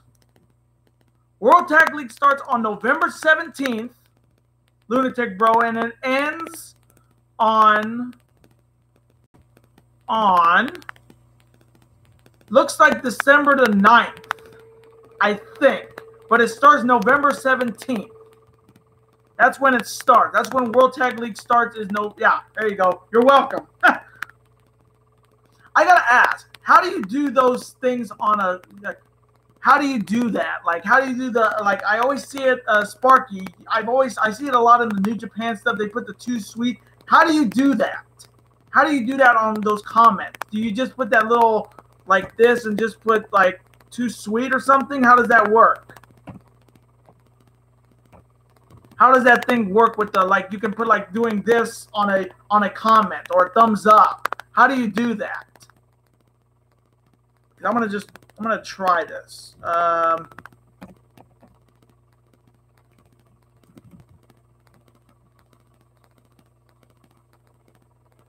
Okay, it doesn't work like that. I'm trying to do it too sweet when it comes to that. How do you do that? If anybody knows, let me know in the chat box, because I always want to do that when it comes to commenting. And I don't know where you find all of those emojis like that. So let me know. Number from Philip Roberts. What if Jeff Hardy and Finn Balor team up? I mean, it would be kind of cool, but with Jeff being hurt and Finn Balor getting buried on Monday Night Raw, I don't know if it would work. But that's kind of a fantasy dream team for me. But I mean, it could happen maybe, but with Jeff Hardy being not at 100% lately and Finn Balor just getting buried on Monday Night Raw. Oh, okay, Sparky. I'm on my phone and it's on the emojis on the pic. On the PC, I don't know. Yeah, I'm using a Chromebook, so I don't know how you guys. I don't know how other people do it. But if you ever find out how to do those on YouTube, I always want to do like the Too Sweet or the I always want to know. So if anybody out there that knows how to do that, let me know how to do it. Because that's pretty easy doing the okay. Like I get that. Wait, maybe it's 2 semicolons. I only put 1 semicolon. Sami Callihan or Jimmy Havoc? That's a good one. That's a great one. I would go with Sami Callihan because he's been doing fantastic in Impact Wrestling. He is known as the draw, so it makes the most sense. So if I had to pick, I would go with Sami Callihan, Lunatic Bro. Yeah, guys, let me know what some of these ones, like some of the, who would I pick, like Sami Callihan or Jimmy Havoc. If you've got ones for wrestling, hit the chat box. If you have one for cartoons or animes, movies, sports, hit them in the chat box. Kane didn't show up. He might be feeling, yeah, like I said in the beginning of the video, I bet he flipped shit and rage quit or just raged out. But yeah, Sparky, I guarantee you, he flipped his table or wherever he was, he flipped it. Kane didn't show up. He might be feeling sad. Well, thoughts and prayers to Kane Gaming. I know losing to Tama Tonga is hard, but again, it had to happen. And hey, you still have a chance to make the block, Ibushi. You still have a chance. But thoughts and prayers to Kane Gaming. For sure, Sparky, for sure. It works well for my game. It works well for my game. It only took me to Matthews to get the Raw titles. And what are you talking about, Philip? I don't understand the comment. Works well for my game. It works well for my game. It only took me Matthews to get the Raw titles. I don't understand the question, Phil. Let me know what did you mean by that. Simi. You mean Sammy?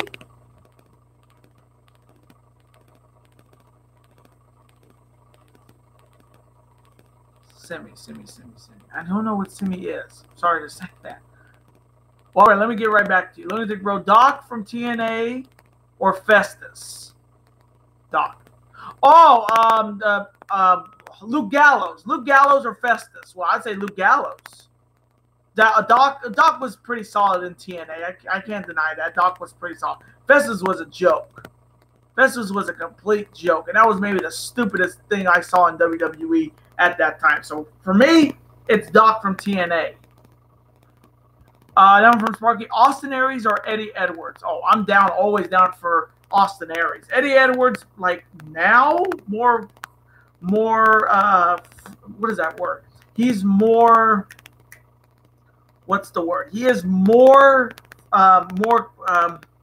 mind-wise, it's gone after the Sami Callihan thing. And Austin Aries is really the greatest man that ever lived. And don't be surprised, maybe at All In, Aries versus Lethal for the Ring of Honor World title. Think about that. But again, Philip Roberts, I don't know what Simi is. What is it? Like some person, or are you trying to say Sammy? I might try this. Maybe I did it wrong. Best bout machine or the cleaner? Cleaner was good, but I think the best bout machine is the one for me. I like the cleaner. I like doing the cleaner, but the best bout machine works for him because he is the best bout machine. Nope, didn't work. God damn it. Did not work. No one from Sparky, Luke Gallows, and Carl Anderson should be the most dominant tag team on WWE, but I heard they signed him just for Gallows because he is big. It's just insane that these, like, and Carl Anderson is pretty damn talented. Dude, you've seen the dude's abs? This dude is wrecked. And they're saying they only signed him because Gallows was big, really?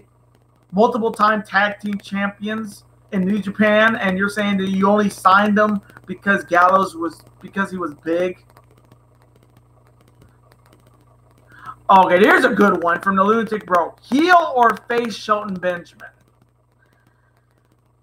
Okay, are we talking heel like Suzuki Gun, Shelton Benjamin heel, or are we talking like WWE heel Shelton Benjamin? Because I would say the face Shelton Benjamin, when he first came in, he was good. He was really good. But I didn't see a lot of Shelton Benjamin stuff other than him beating Nakamura in New Japan. So I don't know how his heel persona was in New Japan. Like Sparky, I would think you've watched Shelton Benjamin. Have you seen him in Suzuki Gun? What did he do that was so, I don't know, let's say dastardly or something? Like, did he do anything crazy when he was in Suzuki Gun? Or if anybody does know about Shelton Benjamin's run with Suzuki Gun, did he do anything like crazy or stupid or made him look like a badass or something like that? Let me know. Oh. Sparky with the real big question. Heel Omega or face Omega? Well, let's see. When he was a heel, he held the junior title. He held the junior heavyweight title. He held the Intercontinental title.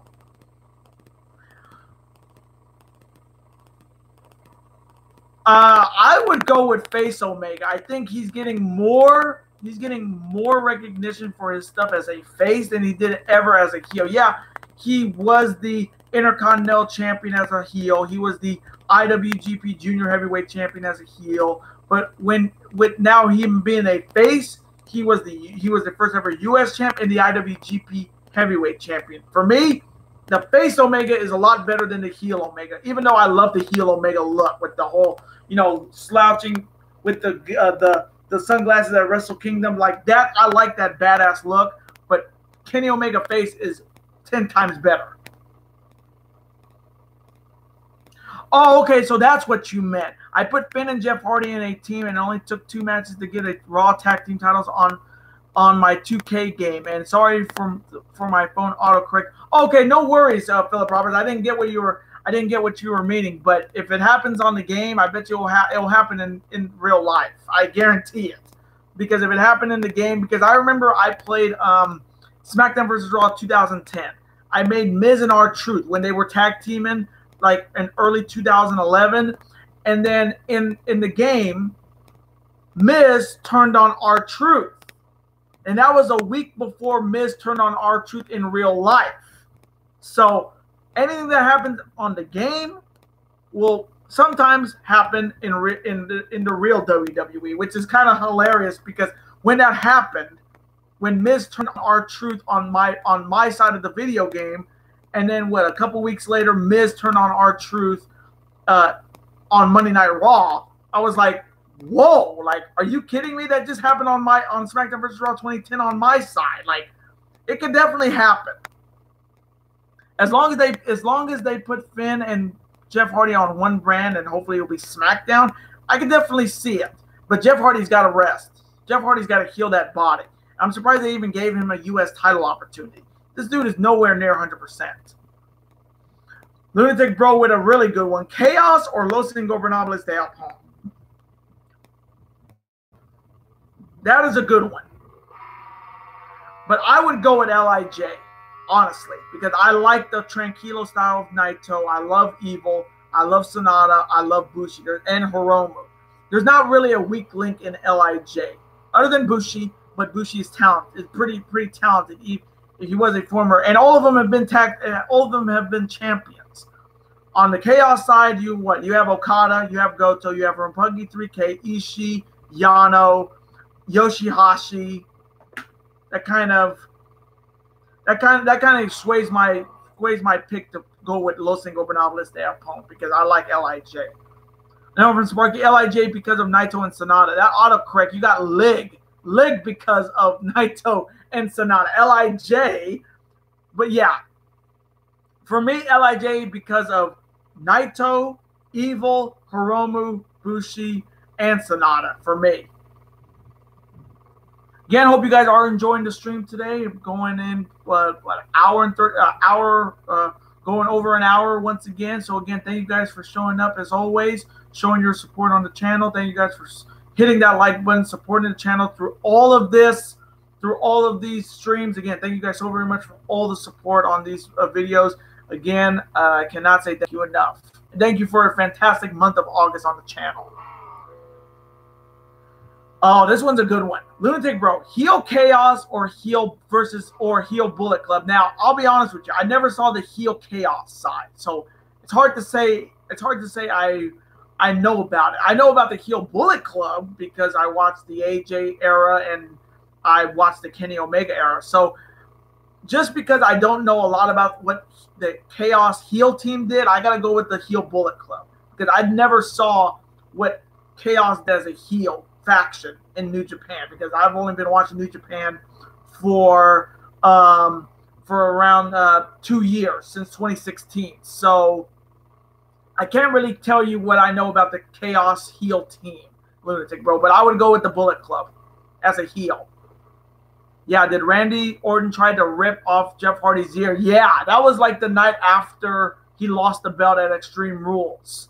Like he took like I don't wear like earrings or anything like that, but it was like one of those like earrings that look like this, and there's nothing here. It's just they just like stretch the earlobe, but he was like pulling on it, like pulling like okay, I'm just gonna use this as an example. Okay, like my ear, and like think about it if it had like a hole, and he's like pulling it. He's like pulling it. Yeah, that's what he did, Philip Roberts. If you have earrings that like they what is the word? What is that word? It's like they stretch the earlobe and then they just put that little ring on, like that little ring on it. Like he pulled on that part of the ear. Will you go to NXT TakeOver Work? I think it happens in LA. Well, I live in Fresno, and where's the money? Where's the money, my friend? I mean, we like living in Fresno. We've only had two pay-per-views in California, in Fresno, Fully Loaded in '98 and the Rumble in 2005. We haven't had any big WWE pay-per-view here in California since 2005. And I don't really like get out much. I just usually just walk a lot, and I do swim a lot. But I mean, if it's in LA, the Staples Center, or I like to call it the Vagina Center, because if you look at it from the top, it looks like like an inverted vagina, which is kind of hilarious. But I don't know if I doubt I'm going to be there. I'll definitely be watching it from the company of my own home. But TakeOver War Games is going to be fun. Hopefully they'll have a top on the War Games, unlike last year, and hopefully we will get to see War Machine versus the Undisputed Era. Philip Roberts, Gage. That autocorrect, your phone autocorrect again, Gage. I think your phone autocorrected again. Your autocorrected it again, Gage. Gage.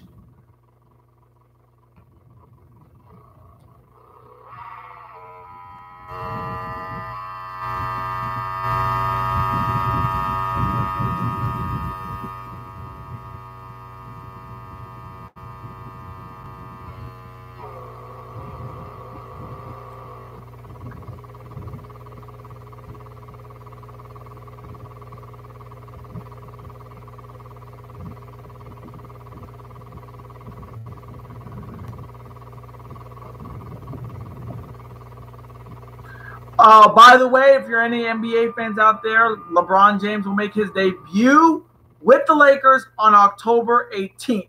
So if you're Laker fans out there, looks like it's showtime once again.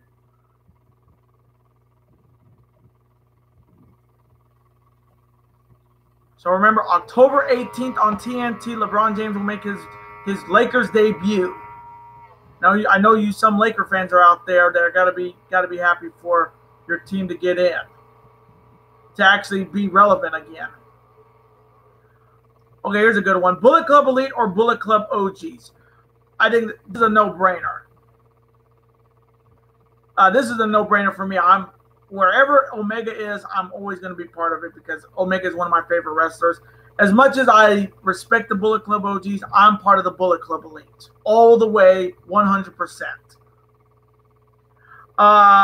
Philip Roberts. The big hoop earrings I call gauges. Okay, so that's what they're called.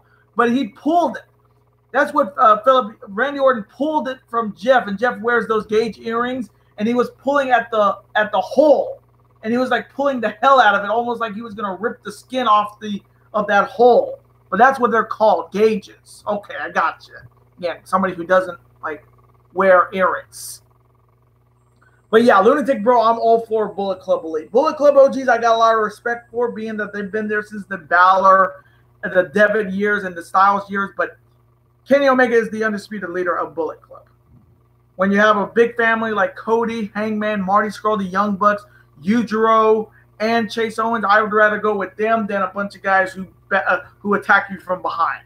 Bullet Club Elite is just too sweet.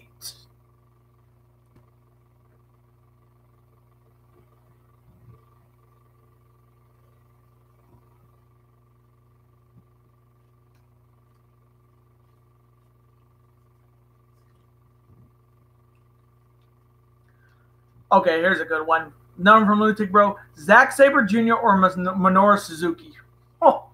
Oh, damn, you're making it harder now. Jesus.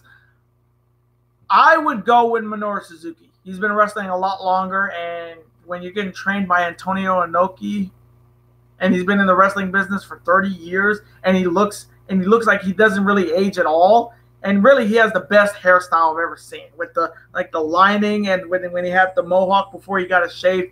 I go with Suzuki over Zack Sabre Jr. just because I like his old school style, and he's just a torturer, which I can respect. Then from Philip Roberts, heel Randy Orton or face Randy Orton? Is that even a question? Heel Randy Orton. Orton as a heel is a lot better and more watchable than a face Randy Orton. It's almost like watching Finn Balor and Bobby Roode smile. That's what it feels like when you see Orton as a face. You really want to see a badass side of Orton. When he's a heel, he is as vicious and as dangerous as he's ever been. So you already know Philip Roberts. Heel Randy Orton is a lot better than face Randy Orton. 100 out of 100 times. Orton as a heel is better than Orton as a face. Easy. And of course you agree. That makes sense. But I appreciate the which one would I prefer? Again, hope you guys are enjoying the stream. Thank you guys so very much for supporting the channel throughout the month of August and throughout 2018. Again, thank you guys so very much. Thanks to guys like Kane Gaming, Sparky, Philip Roberts, the Lunatic Bro. Thank you guys for showing up in the chat this morning. Again, thank you guys so very much. And again, if you're not subscribed to the channel yet and you're new to the channel, what are you waiting for? Super kick that subscribe button, because I do predictions for WWE, NXT, Ring of Honor, New Japan Pro Wrestling. I do sports predictions for the NFL, NCAA football, NBA, NHL, MLB, and so much more. So if you're not part of the Dangerous Alliance yet, what are you waiting for? Subscribe right now. Ooh, this one's a good one. Sparky. Undisputed Era or Los Ingobernables de El... Oh, my God, dude. I would say I would go with LIJ just because they have one extra member. Like, I would go... Well, I can't say that because Bobby Fish is still there. So, that one's tough. That one's a tough one, Sparky. That one's a really tough one. Because I absolutely love the Undisputed Era. And I like Adam Cole, and that's Adam Cole, baby. I love Kyle O'Reilly. I love Bobby Fish. And I love Roderick Strong. But I got to go with LIJ. Naito's just, his character is just perfect. Sonata with his, like, you know, his athleticism. Evil with his just viciousness. Bushi with his undercrafted, I was going to say, why not both? Just like with Marvel and DC. Why not both? You know, I'm going to take your advice, Philip Roberts, because it's hard to pick one or the other. I'm going to say, why not both? Los Ingobernables de Sparky. I mean, that's a pretty solid answer right there. Another one from the Lunatic Bro. LeBron James Cavs or LeBron James Heat? Well, didn't he win more titles in Miami than he did in Cleveland? I don't know if he did, because again, I'm not a big LeBron James fan, I don't like the comparison of him to Michael Jordan, because coming from me, Michael Jordan is the end-all, be-all, greatest basketball player of all time. No offense to Kobe Bryant, but look, Michael Jordan, coming from me, who stayed in one city in Chicago and won 6 titles. LeBron left Cleveland when he couldn't win. He went to Miami, won a championship. Then he left. He went back to Cleveland to win a championship, and now he's going to the Lakers to try to win a championship. True champion stays where he is and wins titles. Jordan did that until the Wizards fiasco, but he won 6 titles in Chicago. LeBron James can't say that in Cleveland. He can't say that in Miami. So I'll do you one better. LeBron James Cavs or LeBron James Heat? How about neither? That's just me. How about neither? Because LeBron only won his championship in Cleveland because Golden State blew a 3-1 lead. LeBron James with the Heat, really, there was no competition in the West to even go against them. So I'd say neither. And Philip Roberts, and I also agree on the elite. Yeah, damn straight, baby. The elite.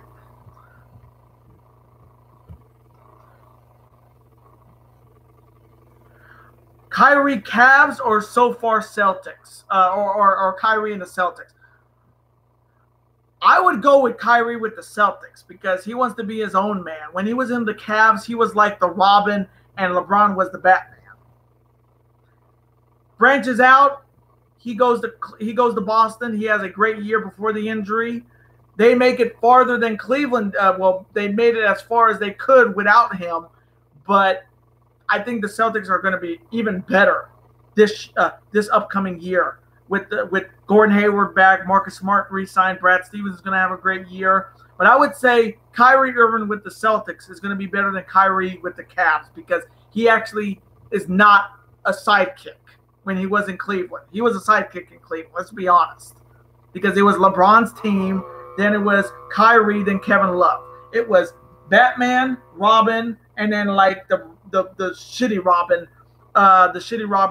from Teen Titans, like or Teen Titans Go, like that one. Kyrie is more of a star. He's not a sidekick. But I would go with the Celtics Kyrie Irving more than the Cavs Kyrie Irving, lunatic bro.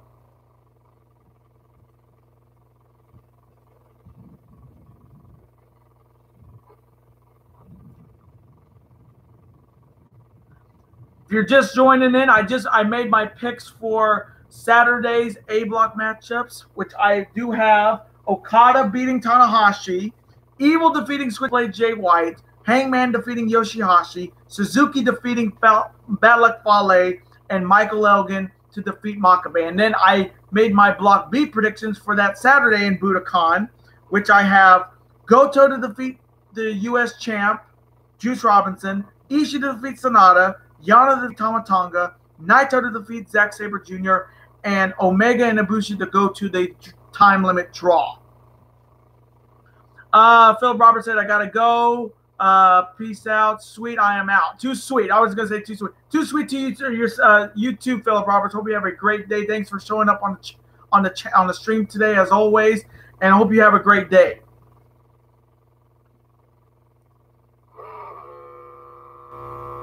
By the way, my overall record going into Friday's matchups, and I've kept it down of what my record is in individual matches, is I'm 47-34. So I'm definitely looking like we're going to have a winning record in individual block matches this year in the G1. So I'm very happy on that.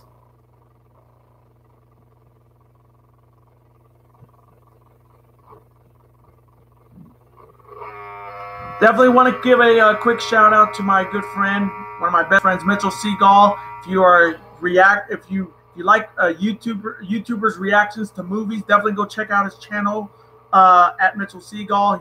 He did trailers for Godzilla, Aquaman, Shazam, and he's a huge comic book nerd and a huge wrestling fan like myself. So definitely check out his channel if you love YouTubers reacting to movie trailers. And also, if you're a college football fan, definitely check out one of my other great subscribers, College Football Dojo, because he does college football predictions just like I am going to be doing in a couple weeks. So definitely check out his Week 1 predictions as well.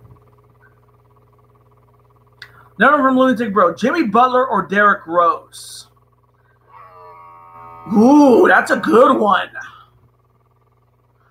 I would say Jimmy Butler, just because Derrick Rose was never the same, and he was never the same player after the ACL injury, and he was Chicago's last hope of winning a championship. I would think Sparky would agree with me, living in Chicago, that a lot of people thought in Chicago Derrick Rose was the guy that was going to bring a title back to Chicago, and then the injury happened the year after he won the MVP, and it just fell on deaf ears after that. But I would go with Jimmy Butler over Derrick Rose in a heartbeat, being that Derrick Rose is injured prone, and Jimmy Butler is actually playing really good, and he can. And I don't know, I forget where he went. I know he left Minnesota, so I don't know where he went in the free agency market, but I would go with Jimmy Butler for sure. Lunatic Bro.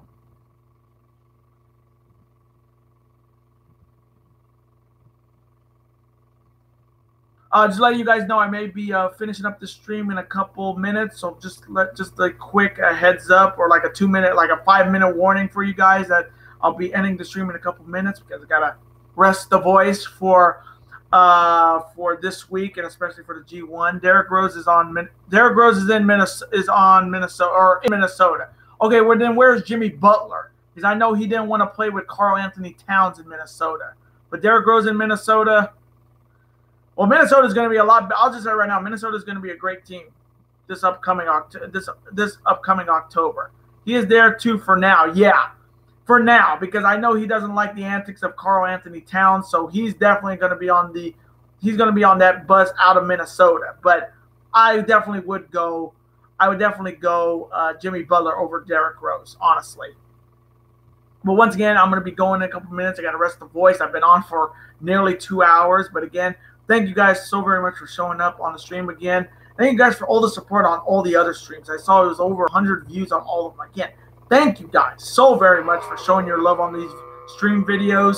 I know this is kind of a new thing on the channel, but again, thank you guys for showing all the support. Even though you hear the sound in the background with my computer that sounds like a pet bullfrog, but again, thank you guys so very much for understanding that it is an old computer and old computers make sound. So again, thank you guys again for a fantastic for all these fantastic supports on these stream videos I've been doing. So again, thank you guys once again.